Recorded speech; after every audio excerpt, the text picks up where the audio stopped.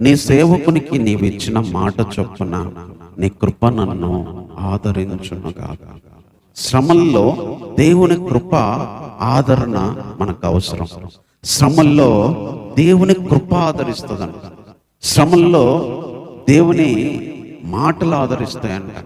భయంతో, కలవరంతో, అలజడితో, అసమాధానంతో నిండిన వాళ్ళకి ఆదరణ అవసరం. కృప ఎంత గొప్పదంటే, నీ కృప జీవము కంటే ఉత్తమం.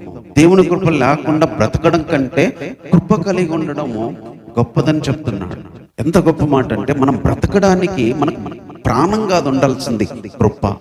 అందుకే కీర్తనకారుడు చెప్తుంది ఏంటంటే, నీ కృప నన్ను ఆదరించునుగాక.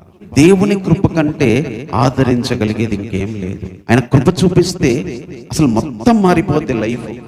కాబట్టి శ్రమల్లో దేవుని కృప ఆదరణ కోసం మనము పరితపించాలి.